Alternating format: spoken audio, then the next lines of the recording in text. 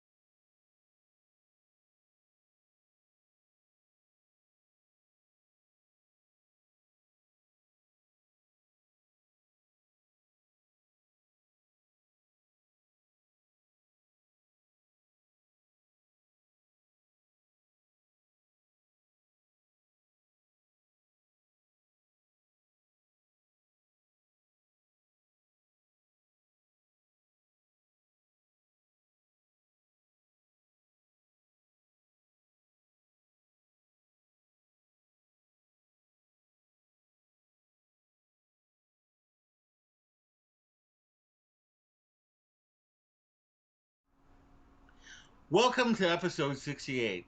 Today we'll be talking about a Hocus Pocus sequel, The Mandalorian, major She Hulk news, Animaniacs, and more. You are listening to Castle, Capes, and Clones podcast, where we discuss everything in the Disney universe, from Disney films to Marvel, from Pixar to Star Wars, and from ABC to the Muppets. If you're watching us on YouTube Live, please subscribe, hit the bell for notifications, and like this post. Hi, everybody. I'm Loren, and I'm here with my cousin and co pilot, Rich. Hello. How's it going? It's going alright. How are you? I'm doing well, thank you. I'm sporting for the other team today. I What don't know if you the? can see it, but I've got the DC fandom. I got it in the mail the other day. Oh, nice. So yeah, it's one of the rare moments in which you'll find me rooting for the distinguished competition. Traitor. How are you? I'm doing good. I got a shipment yesterday, so you can see one of it behind me for those of you on YouTube. But it's my Minoc that is on Oh, my Castles, nice, Capes, and Clones sign right there. nice. Oh, there, yeah, I can see it. I've named her Hermione the Minoc. But I also got. Let's see. Hold on. I also got my. Gotta do this right here. Anticipation's killing me. All right. This got my Tauntaun Oh, with lightsaber zipper, cute. and boom. That's amazing. That's amazing. So I should have gotten one of those. Darn it. But where would I put it? there were two versions of this one. So this, the one I got with the open Yeah. eyes and whatever. So if I didn't do this, he would be like, "Yay!" but then the other one has his eyes xed out with his tongue hanging out because he's dead. That's so funny. But I figure this way, if he's just hanging out there, I can be like, oh, that's an Australian tauntaun Yeah, there you can be alive right now. Yeah, the other one is too with a limiting. Smurf. So yeah, That's amazing. just another I love reminder it. that celebration is not happening. But I know. I know. but yeah, Well, yeah, I got in the mail my DJ Rex, which I'm going to do an unboxing and I'll post it on the YouTube channel. cool. But one of the other things that I posted on the YouTube channel last week, I threatened to do a ranking of the Disney remakes, and so I did it. All 11 films from Maleficent on, no sequels. Yeah, we'll watch it So yesterday. yeah, so I'll put it. I'll put it in the show notes for those who missed it. But definitely go to our YouTube channel. Again, make sure you subscribe, hit the bell for notifications, like our posts. It really helps us. But it would be great for people to take a look at that. So Yep. yeah, definitely I go to our YouTube channel. I should have two videos next week. Also, another cooking one, and then a unboxing. You've gotten a couple of nice comments Uh, about your spaghetti oh recipe. yeah. Yeah, so make sure you check them Yeah. out. The next one, But people, it's pretty simple, but I think it's fun. Everyone should know how yeah, to make what I'm gonna. I won't spoil it what it is, but yeah, don't spoil it. Yeah, yeah. definitely. So I always look forward to seeing what you're cooking. I've had Cooking up. I've had a couple of requests. So Oh, um, cool. and yeah, so one of my friends said I have a request this and this from this movie and this movie. I'm like, it's on the list. I have a list. Nice, So they're all both nice. pretty. Well, one's easy, one's a little more difficult because I've never done it. So I had to figure that out first and then make a thing. But yeah, Yeah, yeah. stuff to look forward to. Very cool. Very cool. Well, the only other thing that I've been up to is I'm watching that series, Becoming. I just finished the Caleb McLaughlin one, the guy from Stranger Things. Oh yeah, Is that how you pronounce the name? Okay. yeah. Yeah. Sure. I didn't realize that he was in the. I didn't realize he was in the Lion King, Who is not the Broadway. Oh, was He he? played young Simba. Yeah, I didn't know he was in more than just like Stranger Things. yeah. Well, I know he I was didn't realize cast that either. in this and I think something else, but I didn't know he was on Broadway. Mm-hmm. That's kind of cool. I like him. Yeah, I follow him yeah. on the Instagrams. On the Instagram. Yeah. Yeah. So it's a good. I'll probably have a review up sometime this weekend. I've been slugging my way through it. I think I'm on episode 4 out of 10. So, Cool. all right. Well, let's start with the news. We start our news from within the castle gates, as always, for our Disney news. I guess Mulan opened to a disappointing first weekend in China. It made only $23 million there, and I think Disney was hoping to make more. But I mean, at the same time, we have to remember that we are in strange times right now, and the people in China, there's got to be a lot of people who are still afraid to go to the movie theaters. So even though the theaters are open, it doesn't mean that everybody's going to flood to the theaters. Yeah, like I I'm don't not even think. sure like what is a good Chinese box office right now. Yeah. Well, it would have been. I think it would have been like in the 100 million category or something like that. Even now? Well, no, not That's what I right mean. Like now. I what don't. is a good box office right now in China? Cuz they've been open longer than we have or they're Hmm. they went through it obviously first, but they've been able to, you know, deal with it. Um, Yeah. so, but I'm not sure how much. they are open and how many people actually go to the movies. Like if this was the U.S., that's actually pretty good because Tenet only made like 10.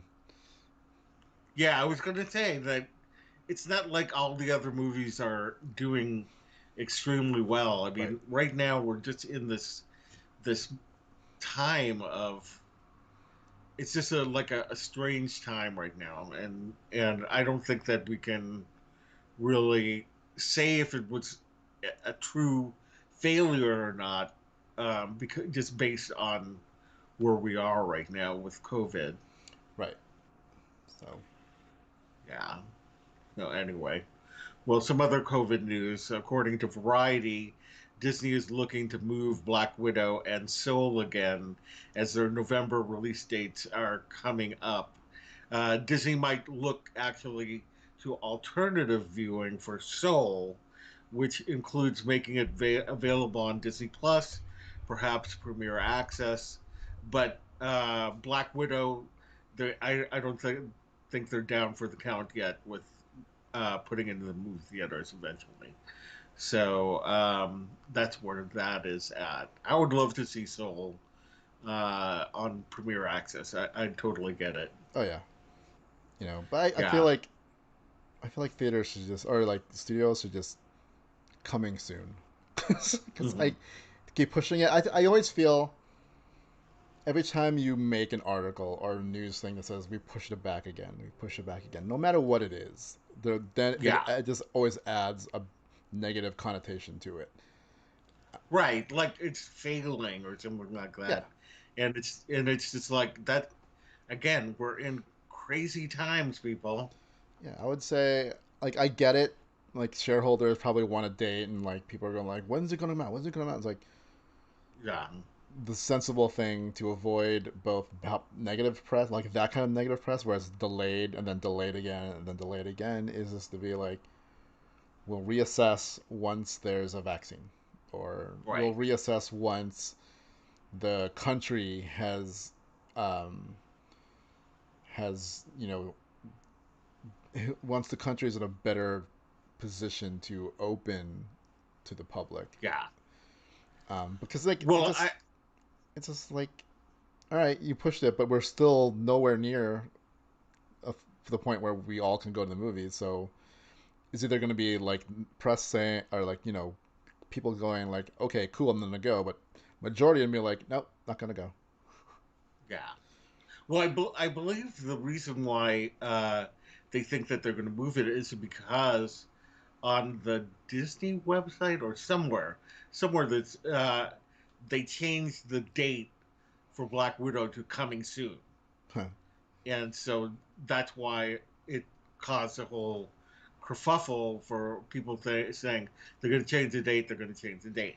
Hmm. Maybe they're just being really realistic, you know. Hopefully, because like again, look what happened to New Mutants.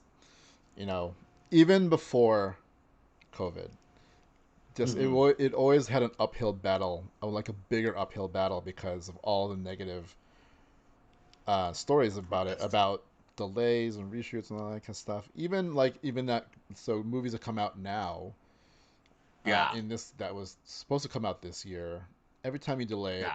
even if it's understandable, it's always going to be tied to they've moved this movie so many times. So Mhm. Yeah, and the other thing that I hope they do this time, if they decide to put Soul on Premier Access, don't tell people that you're going to release it for free, a few months later. I think that also went with Mulan, the sales for Mulan. If you are told you got to pay 29.99 right now, but a few months later you can get it for free, there's going to be a whole bunch of people that are saying, "Well, I'll just wait," you know. So I think that they did themselves a real disservice by saying that up front. Keep it a secret. I mean, like, part of me is like, yeah, but at the same time, that's no different than any other release that's happened. Star Wars came out in Yeah, theaters. 2 months later, it came out on DVD, so you had to buy it, and then like 2 months later, it came out on streaming. Mm-hmm. So it's a normal cycle. You just skip the theater. Yeah. So I don't know. I don't know. I just feel like people's expectations are set to 2019 and not to 2020 and what Right. everything means. Like I'm not gonna pay for it. Like you would have paid for it in theater. Yeah. So the difference, yeah, you don't get the theater experience, but then you can pause it, you can keep it for a while, and then, like every other movie, it'll be Mm-hmm. free at some point. So Right. yeah, I don't know. I just feel like the public at large has unreasonable expectations of the movie industry at this point. It's like Mm-hmm. I'm not gonna pay for that. Like then fine, then movies. Like I think I said, it's like you have to adjust with what's going on, and if you support movies and want movies in the future, you got to support the industry. And if you're not, then don't complain when there's no movies. Right. You know, so Yeah. Yeah. All right. Well, here's an exciting piece of news, at least for me.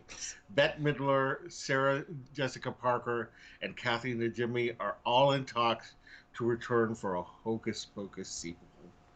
And it's, not any secret that that is my favorite Halloween movie. I've got a whole bunch of Hocus Pocus I toys. mean, we saw you Uh, pick one up this week. yes. This is my Oops. favorite so far. I just knocked everything down on my shelf. Is that the one you got? That's not the one Uh, you got this week, right? You got it was no, Funko. the one I got this week is this one. Okay, yeah, yeah. That's kind of cool. Yeah. So I've got all kinds. So I can't wait. I mean, the fact that the three of them are in talks to return is just amazing to me. Especially Sarah Jessica Parker. Well, they're all of them. I mean, Bette Midler, Like, but not, Sarah Jessica but Parker. not Kathleen. I don't know. Yeah, not Kathy Najimy is unbelievable. Just kidding. Like, No, they're all powerhouses, and so I'm very excited about it. I can't wait. I just want it to be confirmed for real, for true, right? and yeah, and that's it. Like, I wonder what the story is. Like, they they got sent. I can't remember now how that all. They They got. they all turned to dust Does that because of happen? the sunlight. Yeah, Okay. because yeah, they had. I think they had 24. I can't remember exactly what the if it was sunlight that they couldn't. Yeah, they couldn't be in sunlight. So when the sun came up, then it destroyed them. So I don't know how they're going to come back. There's got to be some way that they're going to come back, Hmm. Yeah. but uh, higher higher people will make those decisions. No, you must do it. Yeah, I must do it. All right. Well, the team behind the latest Mickey Mouse cartoon shorts is bringing a new series of Disney Plus. The Wonderful World of Mickey Mouse will make its debut on November 18th, which is Mickey's birthday. Yeah. Yeah, and I just love those shorts. Like So do I.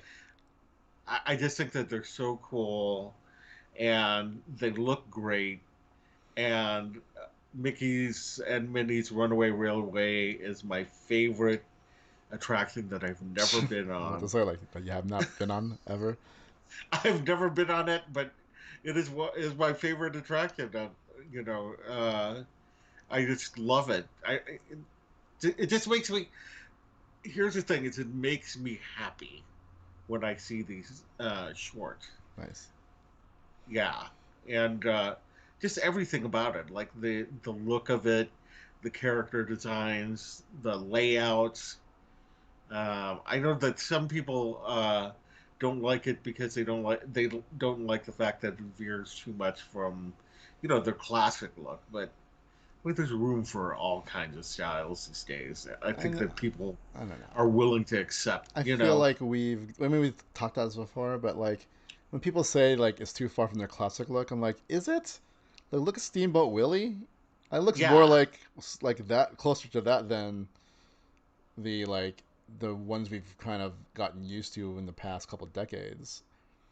So I'm exactly. like, I think this is more classic Mickey than the Mickey we've had for a long time. The current kind of like corporate Mickey. And plus, I think the shorts kind of hit upon their original kind of characterizations than modern interpretations. Yeah, it makes him more fun. It makes him funny again, Yeah, and you can do more with him when he's a little more stylized and a little more rubber hosy. And right. I don't know. I love those shorts, and I'm all for there being a whole bunch more. Yeah, it sounds like these will be longer form than the shorts. So Hmm. Okay, yeah, I'm for it. yarp. So I wonder. So I wonder if Disney Plus will be the new home for these Disney shorts instead of the Disney Channel. I don't know. Yeah, Um, I guess. I mean, makes sense, I guess. Mhm. I keep forgetting though Mhm. sometimes that there is still a Disney Channel. I I keep know. I thinking like know. Disney Plus is the Disney Channel, right? No. Well, I guess apparently I think in Europe they're going to go away. The Disney Channel, Oh Disney really? Junior, and those channels. Yeah, I guess It'll be Disney because Plus they're all going to be on. Yeah, not Disney Plus. or Yeah, they're going to have Disney Plus, but not the Disney channels. So I wonder if they're eventually going to phase out the Disney channels or what. Who knows? who knows? Yeah, I hope they don't. I think that there's room for it all. I think that Disney Channel has its definite demographics. Disney XD, which is a little bit more for the boy crowd, and Disney Junior for little kids. So I think that you could definitely have programs on there that can still see the Disney Plus. So I don't know. I'm all for the channel still existing. I mean, like, yeah, I'm not familiar how TV is in Europe. It's Hmm. different because I know they're especially like in United Kingdom. I feel Yeah. like their TV culture is way different than ours. Oh yeah. So it could be part of it. I mean, it could be that their audience are just way too different, and there isn't room for all that because they don't Right. watch as much TV as we do. Yeah. I Maybe think they that. don't deal with like they're fine. Maybe they're not fine with dealing with 500 channels, and we are fine with dealing with Yeah. 500 channels. So, I think that's probably it. right? Yeah. All right. Well, an organization representing California's theme parks, including Disneyland and Universal Studios, is urging Governor Newsom to reopen the parks in California. Governor Newsom then said that guidelines will be coming, quote unquote, very, very shortly. That's interesting. And he also kind of said that back in July. So Yeah, I don't know. that's I mean, true. like I get it. It's been a long time, and then you have Florida, who's open Right. their theme parks, and I feel like Universal and Disney are probably the better of the theme parks that are dealing with COVID than say Hmm. Legoland over there, because Yeah, I've heard some shady I've heard stuff some horror about stories. Yeah, that Legoland, which is yeah, sad because like that's more like little kid friendly. So it's like, oh good. right. I mean, look, like Knott's Berry Farm has, I don't want to say Just like, cheated, but it's figured out a way to open its park without actually opening the park. Like they have had their taste of food. something Yeah, where it used to be like maybe outside the park, but then they started going inside the park and having more food kiosks and stuff like that. And so they could open some of their stores, but the rides are still closed. Like if they did right. that at Disney, like if they just like and Main Street is open, I would That would be I would interesting totally if they go, had like, right?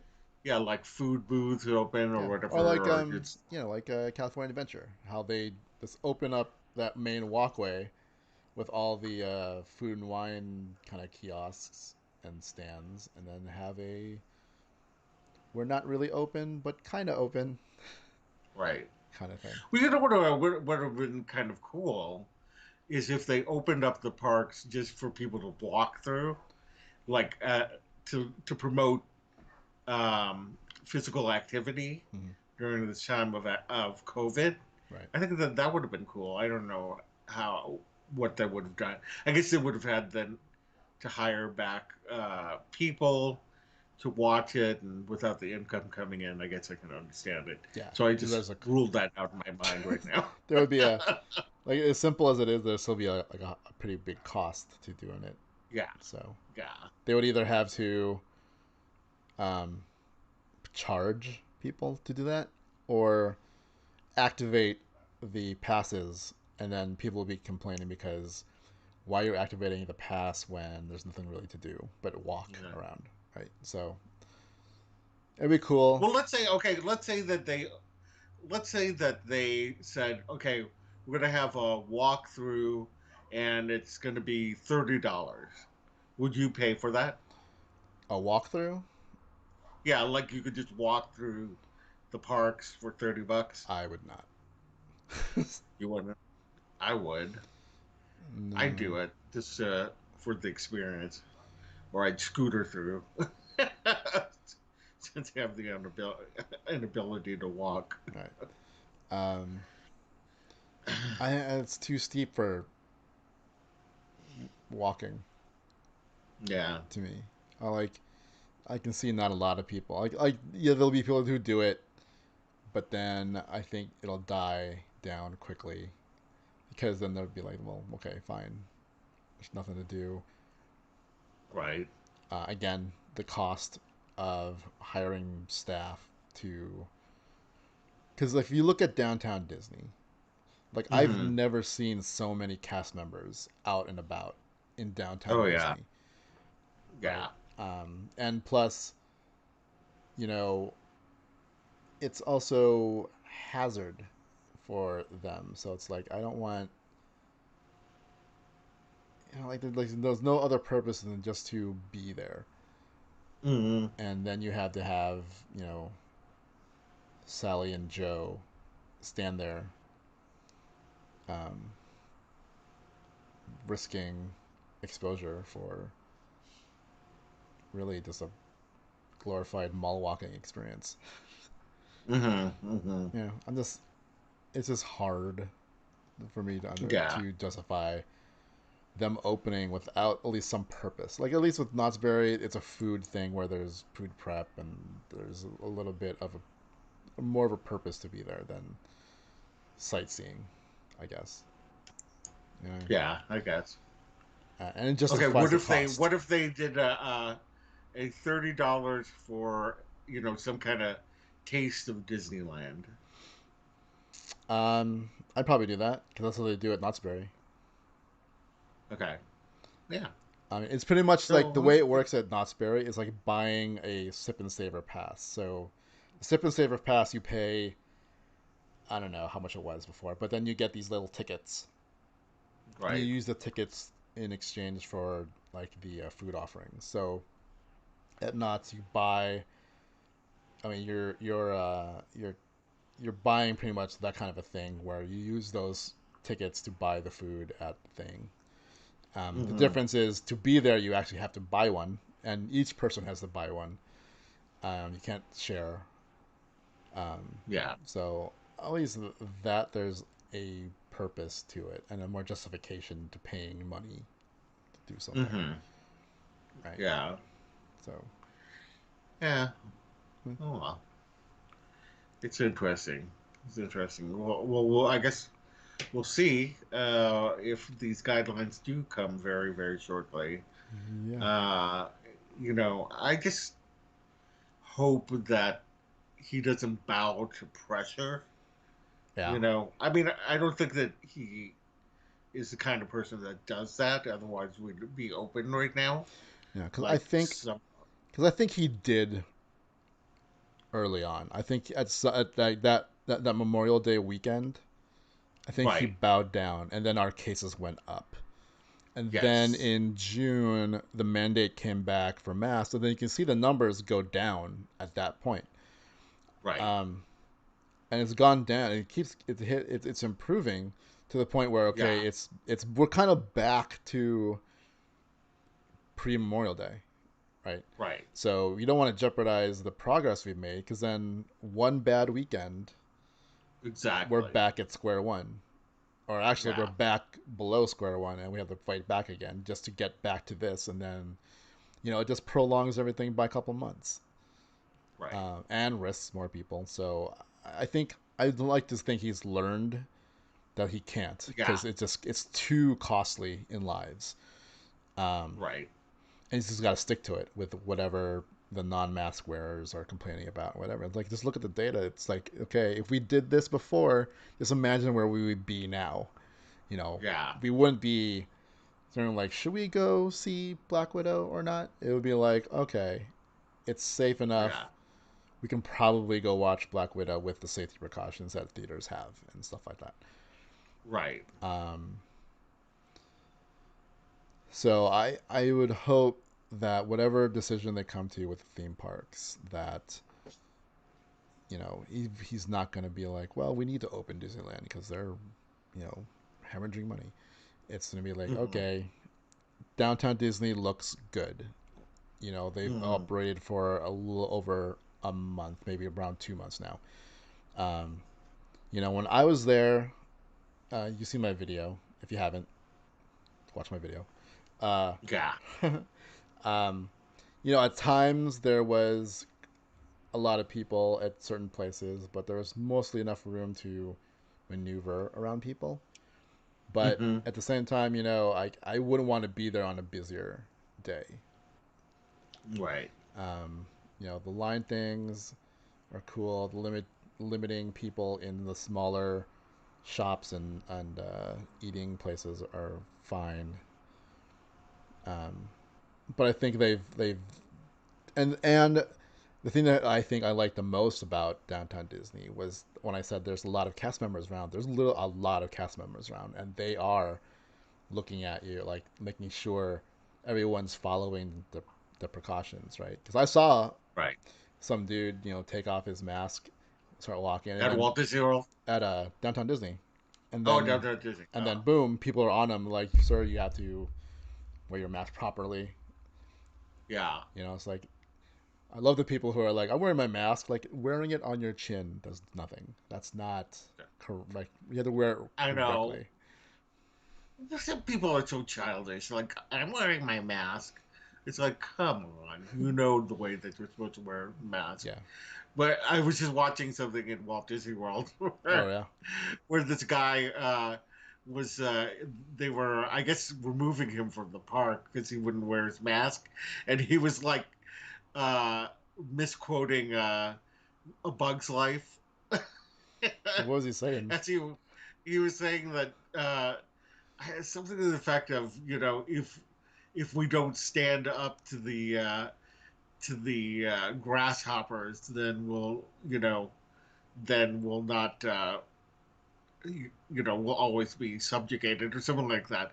But he was quoting Hopper, but it was just, yeah, it was like not even it was like misquoting it, and it was just funny. Let's see, I can't remember exactly what the, because I couldn't get the audio. I mean, there was no audio to it. It was just Oh. somebody saying what it was, Uh, and it's very funny. I say if like any rebuttal to using a bug's life would be like, but how the ants won is that they bonded and finally acted as one, which is what we all need to do is act as one and take all the safety we can, and then we Right, can win. Right. So, you know, Yeah. I don't know. It's very I funny. guess worked for most of the world. Right. I don't Exactly. understand why people don't see that. So, I don't know. I don't know. anyway. All right. Well, Pixar, interestingly enough, Pixar has won its first Emmy with Forky Ask a Question.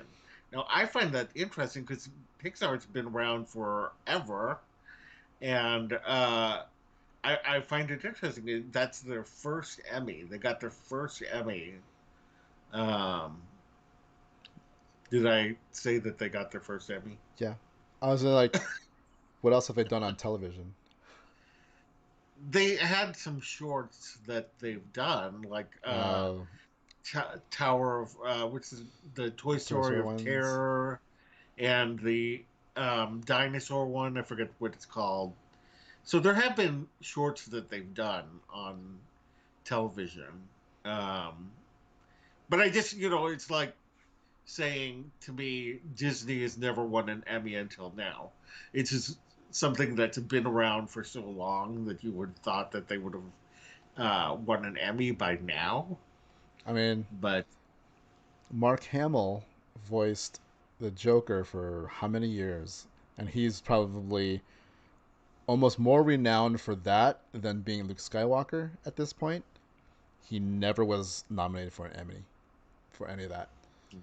yeah, His first Emmy nomination for like voiceover work was for playing um, Darth Bane in Clone Wars. interesting. So I mean, it really depends on what the category is and you know um, what the competition is. Like Ask Forky, I don't know what. Do you know what the actual category was? Gosh, I didn't look it up. I didn't look it up. I should have looked it up. Darn it. I don't know what the exact category was. Because I think if it's like short form something, sometimes the competition isn't as stiff. Right. So I think like special shorts, like or not even short, like special like shows, like the Toy Story ones, Yeah. compete with a lot of other like half hour shows for things. Whereas Forky is like a 5 minute thing. Sure. Yeah. I think that these ones were Hmm.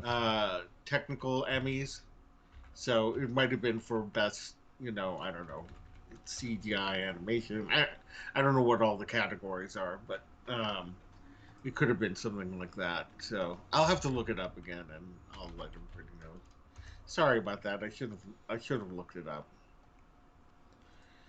All right. Well, I now we mean, move to the close. Oh, sorry. you can technically look it up right now.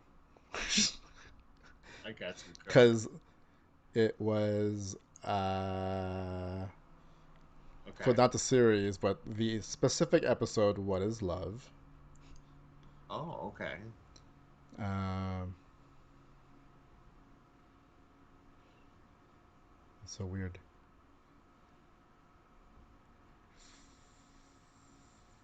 Of course, it doesn't say It's, what it is. huh. It's, It just one for no reason because it was great. all right. Yeah, I don't know. Okay. I don't know what it was. Well, we'll find it out. We'll find it out. Thanks, Deadline, for not Uh, telling me what it is. right. All right. Well, now we move to the Clone Cantina for our Star Wars news. Lucasfilm released a trailer for The Mandalorian season 2, and I did a reaction video to it. I saw. Yes, I loved it. I thought that there were a lot of unanswered questions to it, I mean, but that's what it is. yeah, I mean for a first trailer, I thought it was just beautifully put together. Yeah. And it had humor, it had adventure, it had excitement, all of the things that you look for in a Star Wars anything, Yeah. you know. Yeah, I like how they didn't really reveal much at all, really. Mm-hmm. It gave you a lot to speculate about. Um, it, it gave you a bunch of fighting Gamorreans. Yeah, I mean, you got to see like a Grief Karga and Cara Dune. Carradine. Yeah, just like one One small small scene. little scene, so you know they're Yeah, there. not even a scene. Yeah, We saw some X-wings, so that's cool. We saw some kind of inside fantastic. of a Imperial something. Yeah. Um, and then some planets, which again, was it Tatooine? Probably. Is it Right. that original planet that Grief is on? Probably. But then Mhm. you have a snow planet, which is it Hoth? Is it Ilum? Is it a totally new planet? We don't know. But you can Yeah. speculate. It's like, it's Hoth. Like, is it though? Or is it Ilum, which for other Star Wars nerds, Ilum is the planet that is would later become Starkiller Base. Hmm. So, which is also, if you follow the Clone Wars, Ilum is also one of the planets that the Jedi went to find their kyber crystals. So, Ah, okay. yeah. So it has actually That I didn't it know. does have a deep connection to all eras of Star Wars. In the Yeah. Jedi Order video game, you go there to, I think you collect a kyber crystal from there. But there's Hmm. Imperials at that point there. So um, besides Hoth and Dagobah and Endor and Tatooine, like it is in the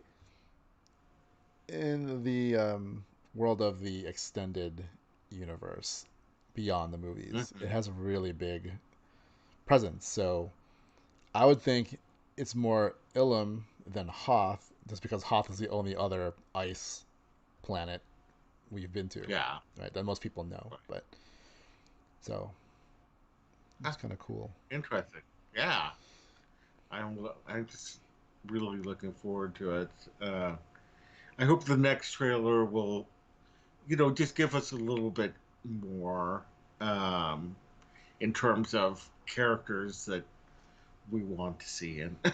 See, I'm the opposite. I'm like, I'm good with this. Don't show us anymore. I Yeah, don't want to see if Ahsoka's in it. I don't want to see her until we see her. I don't want to see Sabine. I don't want to see Bo-Katan. Bo-Katan until we see them.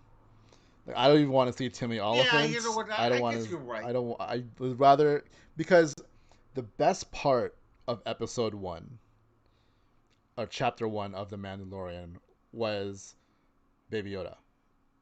Like that reveal, like Yeah, no one knew about. No one knew what. Like what? You never knew you wanted to see a young Yoda until that right, exact moment you saw a young Yoda species, whatever. right, exactly. And that's when I mean, I was already in because I'm like, ooh, cool. An IG droid being, seeing it in full action and whatever. Hmm. Like, all right, this is cool. This is cool. And then all of a sudden you're like, what is that thing with the ears? Like, oh my God. Yeah. First you're like, Yoda had a kid? And then you're like, what is going on? And then you're just hooked. It was it. That was it. That was how they won the not just the internet, but they won like anyone who saw that episode. Oh, yeah. Even people who are just casual fans of Star Wars, Yeah, you know, got involved in that. I mean, Baby Yoda really did, you know, for all intents and purposes, made that show. yeah. Like Yeah. um, it's a pop culture icon now, right? Hmm. So that's Oh yeah, why, you go to the stores and you see all of those Baby Yodas all over the place yeah. now. Like that's why I kind of wish there was never a tease that Ahsoka would be in it, or Rex or something, so that you're just watching it, then all of a sudden you're like, what is that? And then you see like her, like a silhouette of her, Yeah. and then you're like, oh my god, what am I looking at? Yeah, right. I think that's the only complaint I think I have of the ramp up to Mandalorian season 2 is all those rumors. Hmm. You know, True. and it's not like I don't think it was like they needed more hype for it because all you needed was again, Baby Yoda's all you really needed. It's like what is season 2 of Mandalorian gonna be like? I don't know, more Baby Yoda. All right, I'm in. That's fine. Yeah. Right. We didn't need to hear anything else really. Um, I know that was my first big reaction to the trailer uh, was when Baby Yoda came on screen. I was like, "Oh, there's my baby." yeah. Though I think everyone's favorite scene from the trailer Oh yeah, I know is what you're gonna is say. in the arena or whatever that is. I don't know, like fighting arena, Yeah, the whatever. fighting thing. And then the Mandalorian turns on his whistling birds on his gauntlet, and then Baby Yoda's like, "I know it's coming." I know.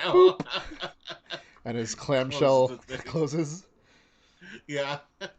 Like Baby Yoda's like, "I know what that means." Yeah. But yeah, And if you don't know what we're talking about, I'm going to post in the show notes the trailer. So check out the trailer for sure if you haven't seen it yeah, it's fun. I can't wait. yet. And just for everybody to know, like we do plan on bringing back our Mandalorian recap show, which we will Yes. also probably be doing live Live. with our Yeah. friend Tom. Right. So yeah, tune in when those start once the Mandalorian is on Hmm. and see us gush about everything Mandalorian. Exactly. All right. Well, in other Mandalorian news, the Mandalorian received 5 Creative Arts Emmys. That's why I think that the one for Forky gets ask a question is a Creative Arts one. Uh, But Mandalorian won for outstanding visual effects, outstanding cinematography for a single camera series half hour. My God, these things are hmm. specific. Outstanding sound mixing for a comedy or drama series half hour and animation. These are really specific. Out, I know. Outstanding sound editing for a comedy or drama series half hour and animation, and outstanding production design for a narrative program half hour. Uh, yeah, that's crazy. I guess there's other ones for an hour, I ones guess. for more than one camera. Yeah. It's so interesting. I mean, visual effects. This Hmm. is the game changer. This was the same kind of feeling you got when you watched Jurassic Park. Probably A New Yeah, Hope also when it came out in the 70s. But like this was like a game changer in how to film these kind of expensive the looking Matrix. um, visual effects shots and stuff. Like Hmm. all of a sudden now the doors have opened. I mean, like there's other productions now looking at this, going like, this seems like a better option than bringing Right. a whole bunch of people onto a set. Now you can have minimal set, not have to go anywhere, and it still looks photorealistic. And all you're Hmm. doing is using huge TV screens. Yeah. Um, Well, like we talked about last week, yeah, Thor: Love and Thunder. right. Going to use the volume. Yeah, I mean, like, and Taika has firsthand experience, so he Hmm. knows what's up, and it's a game changer. So getting visual effects an Emmy for it, a no brainer. Yeah. Like, of course it did, because it's going to be the new norm. Like, it not only is that, is like it came at a great time because productions have to figure out how to make everything safe, and then here you go. Just gotta get Yeah. some computer and graphics nerds in a room Hmm. and figure Right. out the how to sync up the camera angles to whatever you're seeing on those screens, and Bob's your uncle, Yeah. right? So Right. so yeah, it'd be Very interesting cool. to see when the the main Emmys come out, right? Because Yeah. these are those 'Cause- technical ones that we never ever see. right, exactly. We're like, Because this is, I think it's nominated for drama yeah, series. yeah, yeah, So that would be a coup if it went for drama series. yeah. Because then Yeah. one, like, I think maybe Star Wars was. I can't remember what else was nominated for like best picture. You know what I mean? Hmm. For the Oscars, Yeah. I'm sure New Hope was. I Right. don't think any of the prequels or sequels were. And I don't know And about Empire or Return of the Jedi, yeah. but it's never won. So getting if Right. Mandalorian won the top prize in its category for like Hmm. series, that'd be amazing. Yeah. It would be awesome. That's right. All right. Well, EA has released a new 7-minute CG short following an Imperial pilot during a dogfight with the New Republic set during the era in the upcoming EA video game Star Wars Squadrons. Look cool. Yeah, it's long. I mean, it's 7 minutes. So, but it's pretty much a really beautiful CG trailer telling a story from the Hmm. Empire's perspective. Now, this is set after the Battle of Endor, so it's like that Hmm. time period where you know, like there's always a time period after a war where it's like not everyone would get the message that the war is over. Hmm. And that happened in the Star Wars universe because technically after Battle of Endor, that wasn't the end. The Battle of Jakku was actually the end of the actual Civil War, where the New Mm. Republic won. So like in Force Awakens, when you see the Star Destroyer that Rey is jumping around and finding parts in, that is from the Battle Right. of Jakku, which is where the Empire Oh, made its yeah. its last stand against the rebellion, and the rebellion Right. won. So it's set around, and then so this game I think is set in between Battle of Endor and Battle of Jakku, and it's you know it's fun to kind of see what it is like to be an Imperial, Hmm. right? Um, it's interesting because you know you're following this pilot's story, and he's fighting the New Republic, but the way it kind of makes you feel is like, oh, get away, that X-wing is gonna get you. Like the X-wing pilot becomes the enemy in this short, and then you feel it. Yeah. You like you're like, oh my god, get away! You got to beat that guy.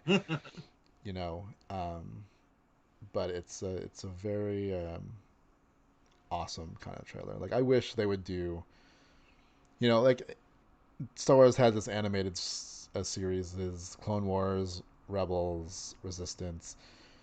It'd be kind of cool to see something like this told in this kind of Hmm. way, where it's more, I'm gonna say realistic, but like it's not cartoony, I guess. You know what I Yeah. mean? Because they whatever company worked on the short itself was is pretty good. So Hmm. Hmm. more of it. Like I would love to see a Rogue Squadron type of animated series like this. Yeah. So Yeah, I wouldn't mind that at all. yeah, it's a game I'm looking forward to, but I'm waiting until it comes out on the PS5 when they have their VR out. Because it's a Hmm. game you literally can experience the whole game in virtual Yeah. reality. So I want to do it that way. That's I want to. I'm gonna wait until that's the way it is. So that's my first experience with it, like fully just Oh, cool. immersed. So Right. yup. All right. Well, we are posting the 7-minute trailer in the show notes, so go and check that out as well. Mm-hmm. All right. Well, Wonderground has been replaced by Galaxy's Edge Store. Additionally, many of the products offered on Batu will be offered in downtown Disney, Disney Springs, and for a limited time online at shopdisney.com. One exciting new product will be a legacy lightsaber, which you can vote on. The selection includes lightsabers for Anakin Skywalker and Qui-Gon Jinn from the prequels, Kaden Jarrus and Ezra Bridger from Rebels, Cal Kestis from Jedi Fallen Order, and Lord Corvax from Vader Immortal. So let's start with the closing of Wonderground Yep. and being replaced by a Galaxy's Edge store. I have to say that I was sad about that because Wonderground was one of those truly unique places where you could get local artists coming in and doing their artwork there, and I just thought I always made a visit to Wonderground whenever I was there, and with the like I understand what they're trying to do with Galaxy's Edge, but it almost to me makes it feel like it's less special if it's available everywhere rather than just in Galaxy's Edge. But I get why they're trying to do it at the same time. Yeah. So anyway, I don't know if you had any thoughts about it. I thought Wonderground was going to close about a year ago. Did Um, you? yeah, because I'm there probably more often, and I can see, like, I saw the signs of less product. I saw the signs of more empty spaces. Mm-hmm. And I'm like, okay, I've seen this before. Um, Mm-hmm. you know, a lot of the things are available online, and it's like it's a store that's cool to browse through. Yeah, Not a it lot was of very. people go there specifically to buy art, and you don't buy art on a regular basis, so it's a very hard kind of store to keep up. It's what I think they had all the kind of exclusives there as well, like the Funko stuff, also available to bring people in. Um, I was just surprised that it lasted this long, to tell you the truth. Um, Mm, I don't know. I don't that's from know. a like it can't be cheap to operate in downtown Disney. Um, Mm, and I don't see them selling a lot to locals. And I mm. don't see a lot of people who come from out of town going like, "Yes, I need to buy artwork from these guys," especially when you can buy Well, it my like at home. sister and I do it all the time. Yeah, but yes, it's not. It's not. I honestly do not think it was that sustainable. Um, and again, this is coming from someone who was there every single time I was there, and I can see the selection's dwindling, and it's like, okay, I see the death throes. Um, Now they've never said that it's closed permanently. Yeah. Um, Well, I mean, I'm hoping that whatever they do, they put it somewhere else. Like if they don't put it back in that particular location, put the product somewhere else. Like if it makes more sense putting it in the park, do that. Like somewhere in California Adventure, I think would be great. Put it in that off the page store. You know what I mean? yeah. And, Something. I just love the artwork from that place, and I just think that there's right. enough. I honestly feel there is enough want for there to be a place for it for the artwork. At the same time, I mean, I don't hate it. Trust me, I don't hate it. But they took Why do you hate they it? took it out of World at Disney. They used to sell a lot of artwork, a lot of like high end kind of stuff. It's not there anymore. Yeah, yeah. It's kind of got pushed to the parks, and even then, that selection has gone down as well. Um, So again, I'm just speaking from my observations. Like I loved the fact that Walt Disney used to have a whole middle section of just like cool collectibles and art and whatever. And then when it went away, Oh I yeah, was like, oh, that sucks. yeah. Um, and it's only time you can find any of that stuff now are in two different places in the parks. Hmm. Um, and like I said, like art stores are not the easiest to maintain. So, Yeah. like I said, but again, they never said it was closed. so I don't Right. know. But I do find Yeah, it it could be odd seasonal. that out of all the other closed stores, still they chose that one. Yeah. And it could be like Downtown Disney's closed other stores before that I thought were profitable. Ride Makers, Build a Bear, the whole section. Um, so who Right. I knows? mean, Build-A-Bear, I'm still to this day wondering why they got rid of Build-A-Bear. I mean, I guess it's to get Black Tap in there or something like that, but Yeah, which I'm like, I don't quite know why they make the decisions that they make. I don't know. Like I'm still not a big. Honestly, like I went to Black Tap. Eh, I can I Yeah. can buy a better, cheaper burger elsewhere. So it's Burger. not like a. Right, If you're exactly. a local, it's not really a place I go. No. Their crazy shakes are cool first time, and then you realize it's just a shake with like a lot of cookies and a cake on it, and then you're like, all right, Right. I'm done with that. So it's a touristy thing, but like I don't understand why they have Black Tap, then they have like Ballast Point, Right. the bowling alley. It all seems to be the same fare.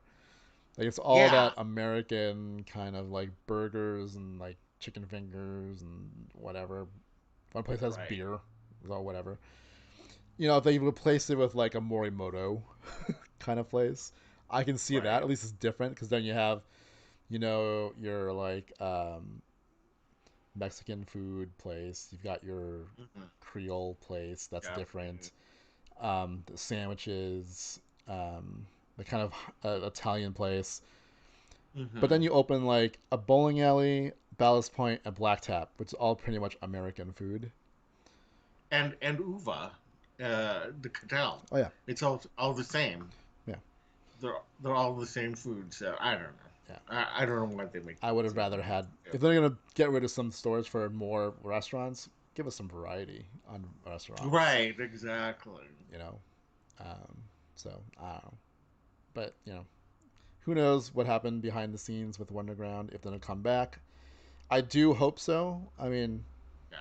it's one of the other stores. I was still reeling from the fact that they took D Street out and replaced it with Yeah, like that's the other the one. It's home like I just store, didn't understand which why. has a lot of the stuff you can find in Walt Disney still. Yeah. Yeah. So I thought it was gonna be if the home store sold things you could not find in Walt Disney Hmm. or the parks, like cool things for your home that are like they don't sell anywhere else but there. That would have been Yeah. an amazing store. But then you go in there and you're like, I saw this a minute ago at the other place. Right. You know what I mean? Right. Maybe one or two Yeah. things are unique, but not enough to be like, I need to go to the home store first because I can Exactly. just get everything in one shop at the Walt Disney. So Right. I don't know. Right. Anyway. Yeah. All right. Well, let's go on and talk about the other products, including the lightsaber. Do you have any thoughts about these lightsabers that are you? What would you vote on? What are you going to vote? What would you vote on? If I had to pick one, it would be Qui Gon's. Um, the first. So when the prequels first came out, Phantom Menace, the first like toy replica lightsaber because they didn't really have force effects things back then. Mm-hmm. Was the Qui Gon one because I liked that hilt. I liked Qui Gon's hilt and I liked Obi Wan's hilt. And to this day, they're my two favorite lightsabers. So Mm-hmm. I want to complete the set and get Obi Wan. So whenever I can make my way to downtown Disney, I'll probably pick up Obi Wan's from Phantom Menace, and then with I'm hoping it's Qui Gon's because I love Qui Gon's lightsaber. Yeah. A close, no, actually we'll probably say close second, but second would be Kanan's from Rebels, unless Ezra Bridgers is his pistol lightsaber. It's hard to Yeah. it's hard to tell from the picture that's on the website because it could be just Right. laying flat and not. But I feel like if they were going to show that lightsaber, you would show it in its full like what Full, it is. yeah, So I'm the thinking it's what makes it because at special. some point in Rebels, his first lightsaber broke, like it got destroyed, so he Right. had to make a new one. So I think it's his new one. Well, it's not the pistol version of it. I'm thinking if it was Yeah, that which is one, that sad would be because I my think first that it one. would have been Yeah, right. yeah. That would be my. I actually think Ezra's would still be my first one. I like. It looks unique enough that I'd like to have that one. Yeah. Um, well, go ahead. I was like the other ones, like I'm the Anakin Skywalker being on there. I'm like, all Mm-hmm. right, we have Luke's first one, which is Anakin's. We have Rey's, which is also Anakin's. Then Anakin. we have Rey's fixed one, which is pretty much Anakin's with a Mm-hmm. leather strap on it. And then there's this one, which the difference is that there's a black band, and I don't remember Mm-hmm. seeing it in the prequels that way, but Hmm. I don't think I ever got a real good look at Anakin's lightsaber from the end of Clone Revenge Wars. of the Sith and Clone Hmm. Wars. So it might have it, but I don't remember having it seeing it having this black band on it the way it is. Yeah. But at the same time, it's kind of like every time you see Tatooine, and you're like, okay, we're on Tatooine again. Okay, we're on Tatooine again. Right. Okay, we're back on Tatooine. There's so many different lightsabers you could have. Rey, her actual lightsaber could have been one of them. Leia's could have been one of them. Instead, they gave us another, like the fourth version of Anakin Skywalker, and it's like, all right, we get it. Right. It's the classic lightsaber, the first one we ever saw. It would have been great if they had Leia's. Yeah, That would be my first choice. like like Leia or Rey's, I think, Mm-hmm. because we know now there is technology to have lightsabers change color without changing the crystal.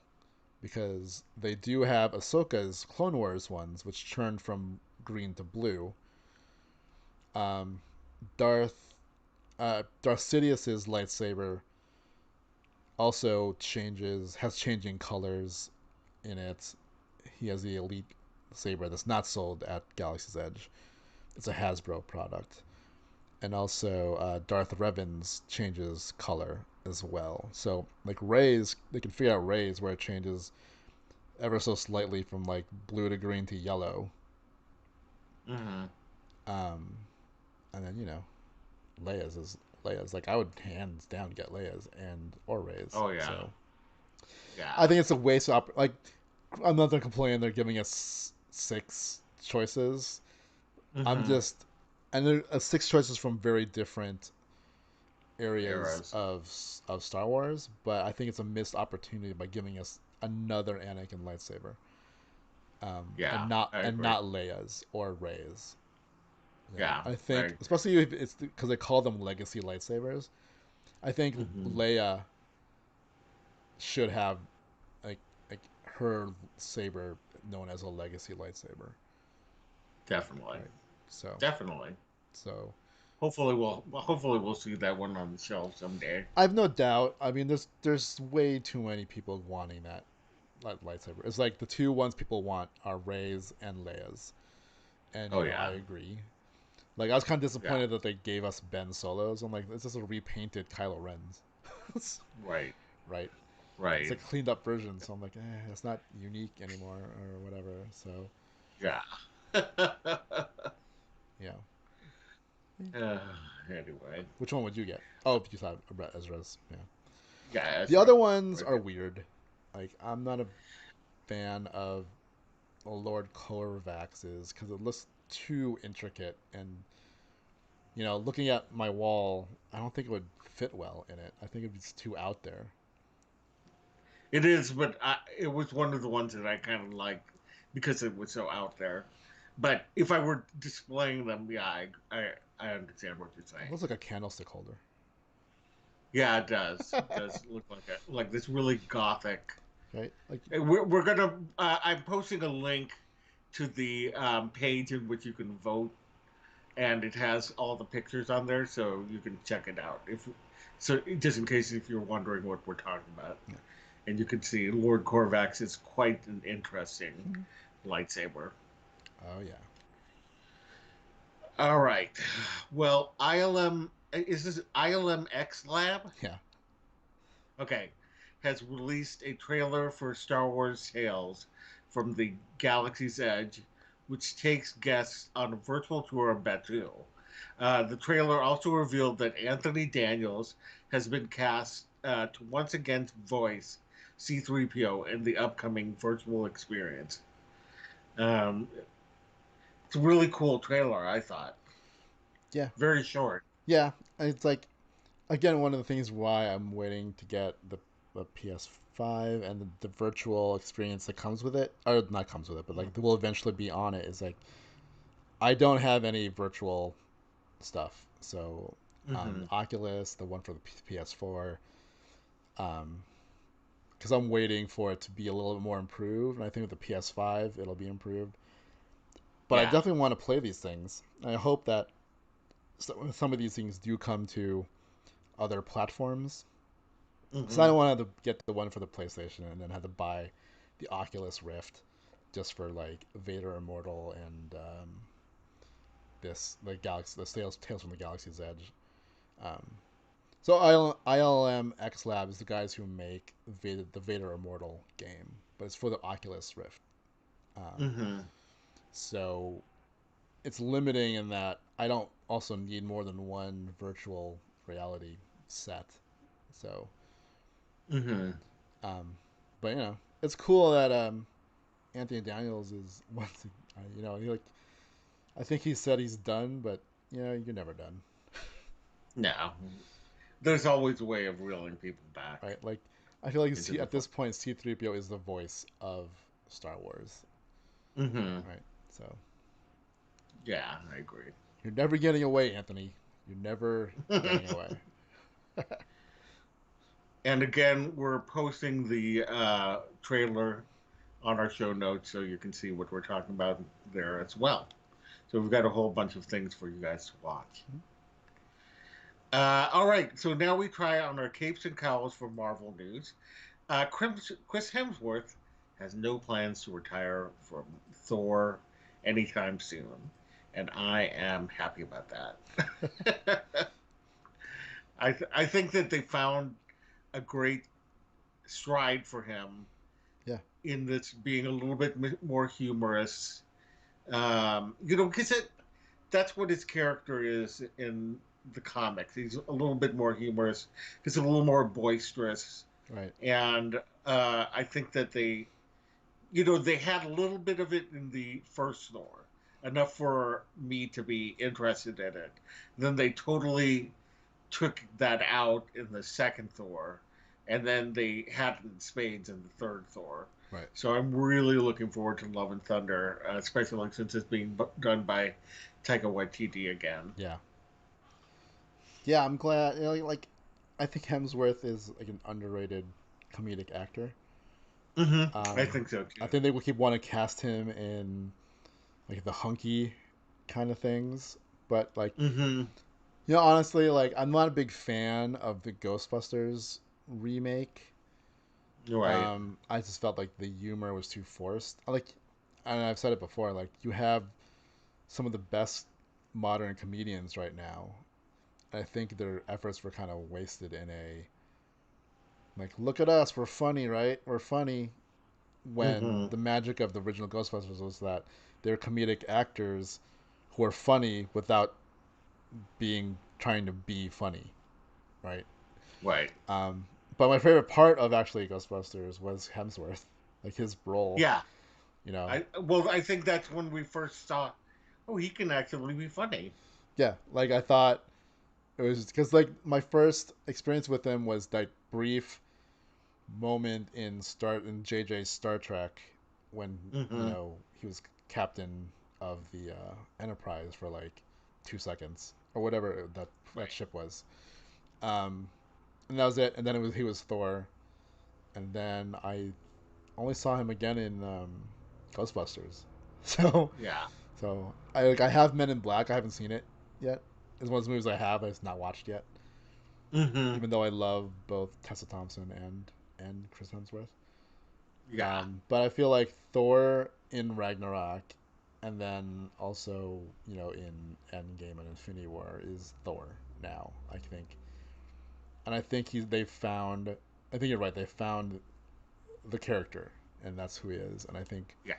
for Chris Hemsworth, you know, as long as he's willing to do it, why not? You know, Yeah, definitely. especially if he's gonna pal around with the Guardians of the Galaxy at some point again, Oh yeah. I hope I hope this is the case. right? So Because I loved his adventure with Rocket and Groot, yes. and then with Rocket Oh again back in uh, Asgard. So, yeah. and just have Chris Pratt and Chris Hemsworth riff off each other Right. as Star Lord and That Thor would be amazing. it's a great. Yeah. So Yeah. keeping on, All Chris Hemsworth. right. Yeah. All right. Well, according to Hollywood Reporter, Lovecraft Country star Jonathan Majors has been cast in Ant-Man 3 as a major villain, which is speculated to be Kang the Conqueror. Uh, Nice. it's funny. Like you hear King the Conqueror. My first thought was not Ant-Man 3, though. Well, it makes sense because of the quantum Yeah, realm. and then I'm like, okay, no, because I think more like because this Ant-Man is Scott Lang. When I think Right. classic Ant-Man, it's still Hank Pym, and that Yeah. makes sense to me. Um, Right. but you're right. I mean, yeah, once you think about it, you're like, oh yeah, you know what? It does actually make sense. Because Yeah. Hank Pym is still pretty much part of that world, obviously. And I think it's kind of like in one of the things I thought I'd never see on screen, Kang the Conqueror. Oh yeah. Well, I wonder if they're going to make him humorous because of the Ant-Man films. I mean, they're comedies, True. and that's what people like about them. So it'll be interesting to see. I can see a way in which they make him funny rather than this threatening villain. Yeah, like I don't want him to Uh, be a cross between Ultron and Thanos. no, I want him to be a little bit different if they're going to use King the yeah, Conqueror.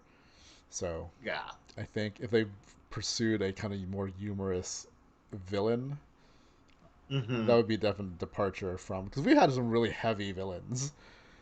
yeah, So it'd be kind of cool to just have yeah. like a lighthearted kind of romp. King the Conqueror. Yeah. So For those who don't know who Kang the Conqueror is, he is a time traveling uh, despot, yeah, and that's why he makes sense in Ant Man because of the quantum right. realm where they can do the time traveling. And so it'll be interesting to see if he is Kang the Conqueror, Jonathan Majors. I haven't seen Lovecraft Country yet, but it's on my list.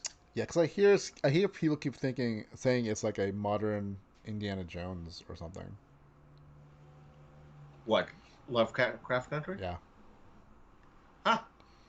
Interesting. like it's archaeology something something. Yeah, Yeah. yeah, I'll have to check. It's on my list for sure, so I yeah. got to definitely check it out.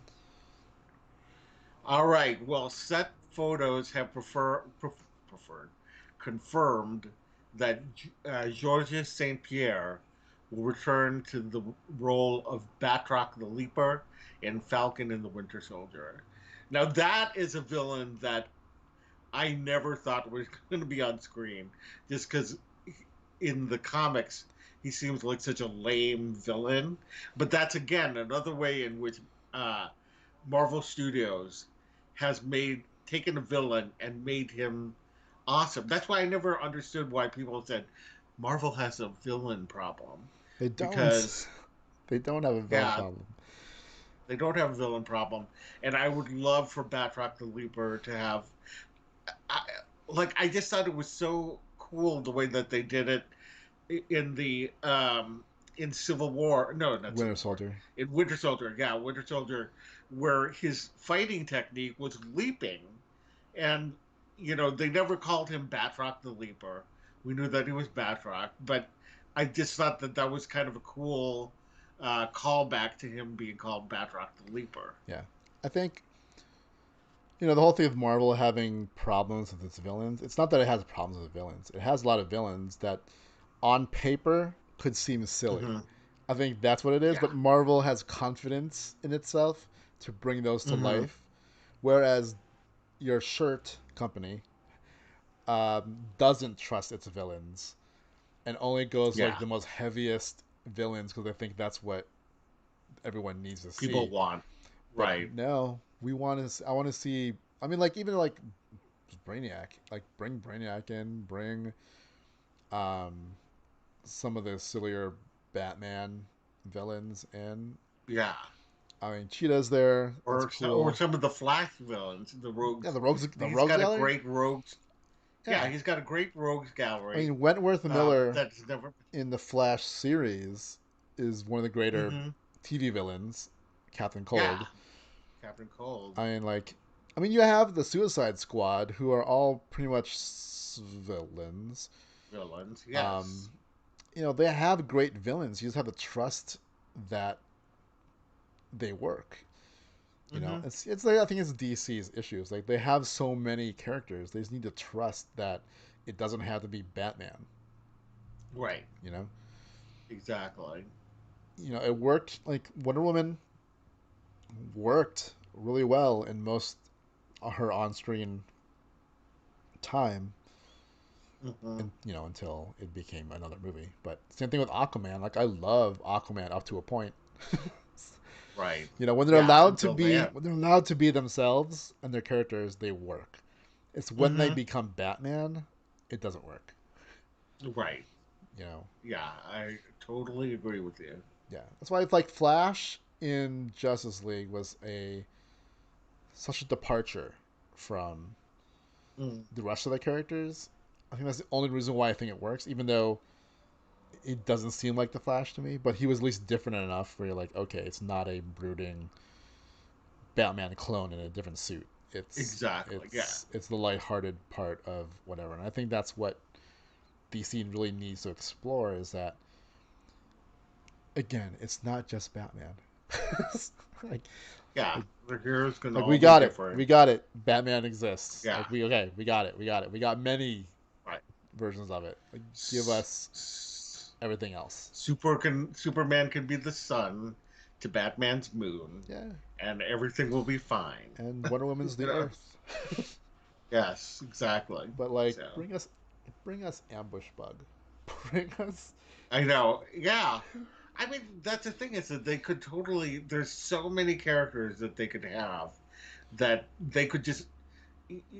That's why, like, Batroc the Leaper is such a great example of how they took a villain that is lame and made him awesome. I mean, Vulture. That's another one. right? You know, he was a this weird guy in a green bird Leotard outfit bird outfit, that made no yeah his something. costume made no sense. They changed that around and gave him a much interesting backstory, Yeah, and there he is, one of the best villains in the Marvel universe. played by one of the best comic book actors. Exactly. um, Yep. yeah, like I don't know. I don't know. I just feel like DC needs to trust its characters more. I agree. Like even Shazam. So Shazam, I liked Zachary Levi's portrayal of Billy Batson. Hmm. It was when he was Billy Batson that it felt like that's the kid version of Batman. It Right. almost didn't seem like the same character. There's a disconnect there where I feel like he was more kid like as When he was Shazam than he yes. was as a kid. You know, Yeah. like there's It, as go ahead. it just it seemed like a night and day characterization. Like I couldn't buy the younger actor acting the way Shazam acted. Hmm. So it's one of the things they need to I watch. agree. But I enjoyed it. But I like the direction that movie went in. Yeah, I did It too. just they need to get rid of the Batman persona for everybody. Just let Batman be Batman. That's it. That's Right. all. The only Batman you need is this Batman. Is Batman. Yeah. Exactly. And they have enough Batman, so I Yeah. encourage more of it. Like if you So want to make anyway. another Batman character, just Night Owl. That's fine. Right. There you go. All right. Well, Disney Plus has confirmed this is so exciting. WandaVision is set for a 2020 release and will air sometime after November 12th, which is the first anniversary of Disney Plus. That's so crazy that it's a year. Oh, It feels like I know. forever. It does. 2020 It just feels does. like it's lasted for 17 years. I know. It's so true. It's so true. But I am so excited that it's, I mean, like, if they say sometime after November 12th, maybe it will be moved up. I'm curious as to whether this is going to be coming out before Falcon and the Winter Soldier, or if Falcon and the Winter Soldier will be coming out before WandaVision still. And if so, where are they going to put it between October and November, where the I Mandalorian know that's and three perhaps shows. Like, WandaVision? um, Yeah, I mean, I'm cool with it. I, I know. I'm I like, know. I'll watch it all. I'll watch yeah, it I know. all. It's like I know, and I know it might be. It could be because there are a lot of people, like, and we've talked about this, like people who bought into Disney Plus for the Star Hmm. Wars content and for the Marvel content, and it's been so Yeah. long.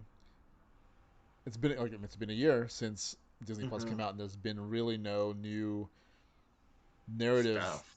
Marvel content that Mm. um, maybe there's going. All right, here you go. We'll double up. Here's Falcon Yeah. Winter Soldier and WandaVision, because maybe they're keeping what WandaVision's timeline was supposed to be, but because Falcon and Winter Soldier was delayed, they're not going to move WandaVision and just air Falcon and Winter Soldier when it's ready. So Yeah. I'm fine with it.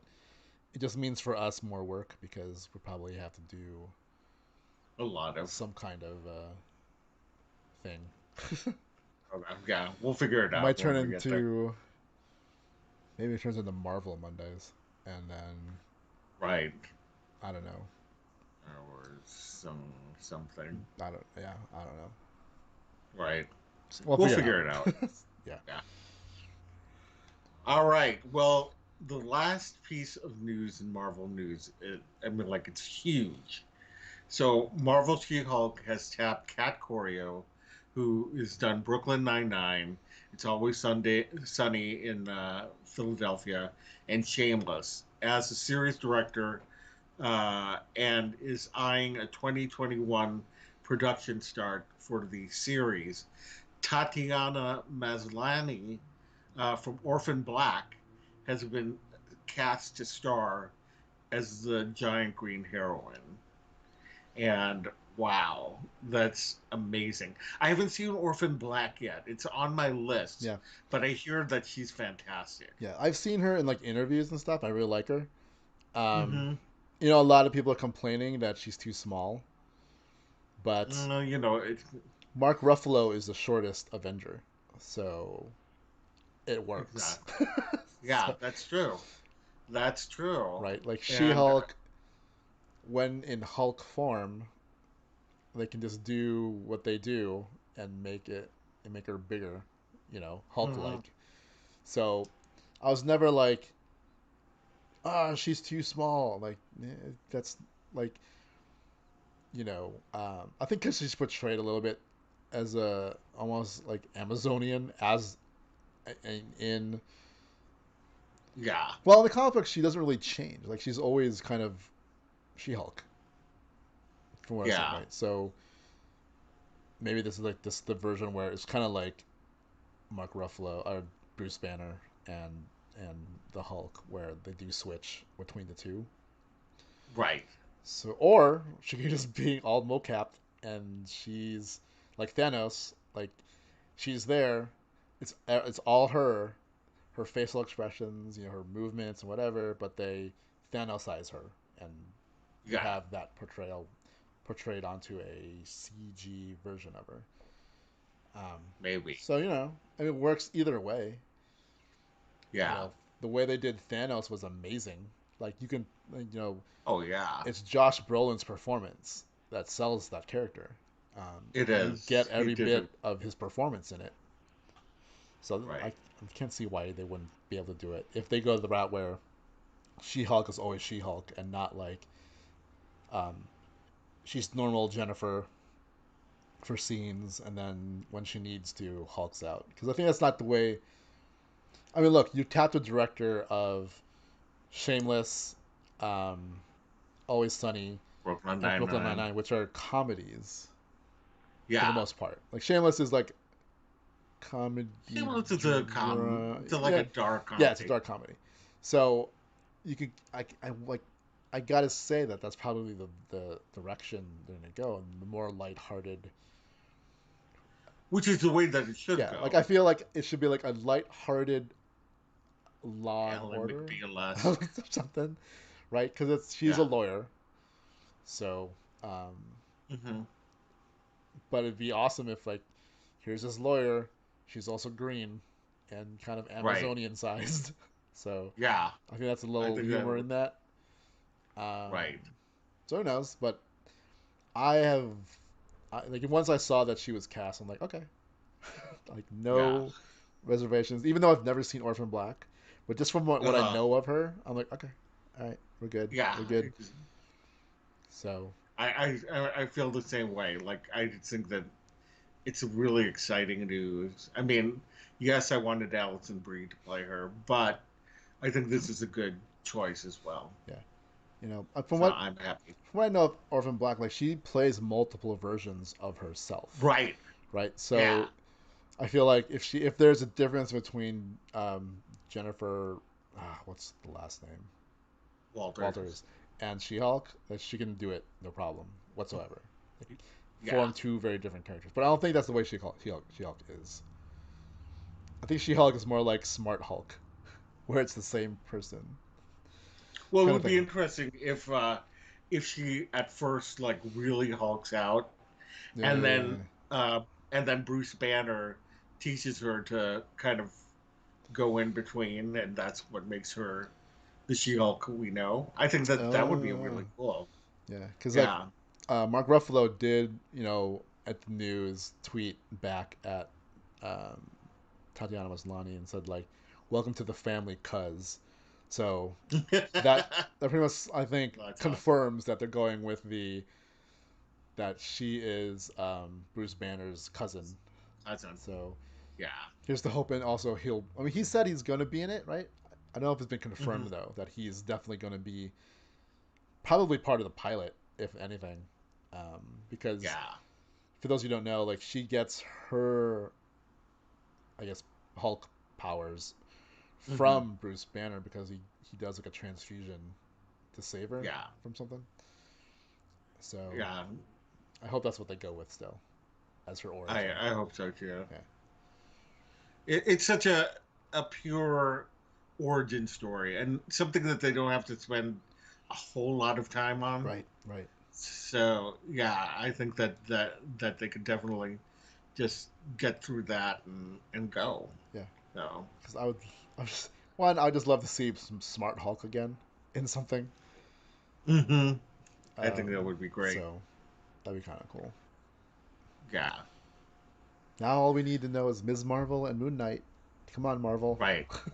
Well, they said that now that they've cast She-Hulk, that Ms. Marvel will probably come next. Hoping so. Um, Yeah, I hope so too. yeah. So So anyway, all right. Well, finally we go beyond the castle gates for our non-traditional Disney, Marvel, and Star Wars news. Hulu released a teaser trailer for the new Animaniacs. Did you get a chance to watch that I trailer? did. So fun. Yes. I like Yeah. I like how in the trailer they showed a lot of old footage, and then Mm-hmm. when they start the song, it transitions, and I think it transitions into like the new version because it all of a sudden you That's can what I. tell like the Yeah. graininess is gone and it looks more high def, but Right. it's like the exact same, They look the same. right? Yeah. It was hard to tell, but I think you're absolutely right that during the song it was the new version. That's what I picked up as well. Yeah, So yeah, it it looks like a lot of fun. They have the old voices back, yeah, and that was fun watching them do the voices. yeah, yeah. Uh, so They are. again, we post the trailer on our show notes, so you can check that out. Yeah, it's I wonder though if it's going to involve any of the other characters because right now all we saw was obviously the Warner Brothers and Dot and Pinky and the Brain. In the brain, yeah. So, but I like don't some know. of the other ones, Yeah, like wasn't there that girl with the dog or something. something? I forgot. There was like a squirrel. Yeah, Like I I remember. know the two bigger ones were Pinky and the Brain and the Warner Brothers themselves, but there's like other characters. I know they did. Yeah, So hopefully, maybe it'll yeah, we'll see when it comes out. yeah. I'm looking forward Yeah, to it it. looks fun though. Like I, it seems like I like this. They showed. I mean, it's just in animatics, but they showed a little bit of the humor, and it's still the Hmm. same kind of humor. Yeah, You know, yeah, um, definitely. they even like are self-referencing because they even said something like I think Wacko said or Yakko, I can't remember which one's which. Which one's the not beetle one? The, I can't remember. Yakko, I can't remember which one is which. Yakko. Yakko, I think it's a tall Yeah, one. okay. So Yakko said Yeah, something like, "Should we do something just like in season one?" and something like that. So yeah, it is the class like it feels like the classic Animaniacs. So yeah, they yeah. didn't seem like I don't think they I think he said something like, "Should we do what we did in season one but modernized?" Something like that. So it's like it's still the same humor. It's they're not trying to. I think they're not trying to, stray too much far from what made it so memorable. So Right.